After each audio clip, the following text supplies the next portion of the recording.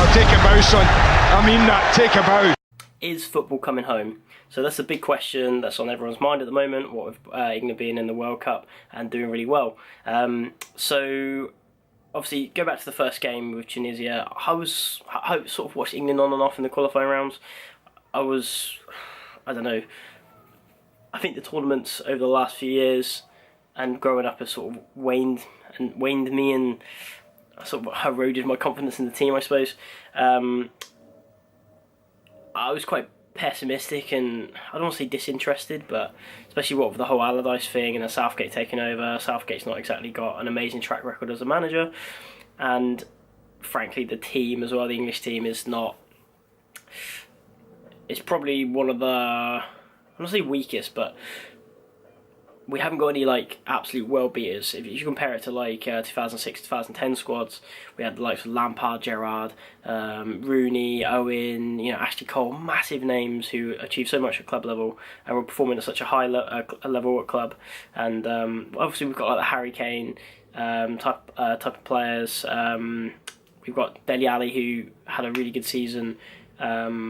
Well, a couple of seasons ago now. Last season I thought he was so-so. And then we've got like a Raheem Sterling and things like that. But no one who I would really consider world-class yet. Maybe Harry Kane's there now. But yeah, not the strongest squad. But I was excited because they're young. We can potentially build off this with a good performance into the Euro 2020 and onwards. So yeah, coming to it, not optimistic, not really expecting anything, but the Tunisia game, obviously we created so many chances in the first half and we could have been 3-4 nil up quite quickly.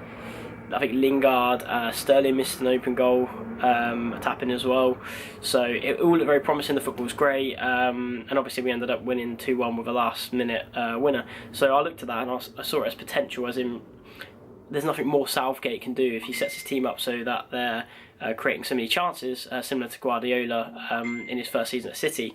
Then it's got potential, even though it took us a last minute winner to score. Panama, absolutely brilliant today. I know people say, oh, it's only in Panama, but it's a World Cup game. I grew up with teams, like I said, with the Beckhams, the Rooneys, the Gerrards, the Lampards, who should be stamping all over these type of teams and struggling against teams like Algeria and stuff. Because the World Cup, it's the World Cup. Like, it comes with incredible amount of pressure, and if you can perform on that stage, then it's very promising. But yeah, it's absolutely brilliant win. 6-1. I know we got a few penalties, but it's so good for our confidence. It's just the way we play as well. I think I read an article by a journalist a couple of days ago, and it was in regards to how Southgate could have just started lumping it forward, and he didn't. We've actually got a style now for the first time in years. We don't just sort of play the big names and hope for all the best. So yeah, it's all looking really good. The big test now is Belgium. So Belgium look very good, and they've got better team than us, let's be honest. They've got Hazard, De Bruyne, Lukaku, so some really, really big names, and who are sort of coming into their prime now. I think if they're going to do anything, they're going to do it now, or they're going to do it in the next Euro, but I wouldn't be surprised if they won it this year. They're one of my favourites anyway, especially with the way all the other teams are performing. But yeah, it's all looking very promising. I want to wait to see how we perform against Belgium, because if we put in a good performance against Belgium, and if we get a point but play well, or we win and it was convincingly and not so like maybe Belgium are rubbish or a controversial decision, which obviously has been wiped out a lot by VAR anyway.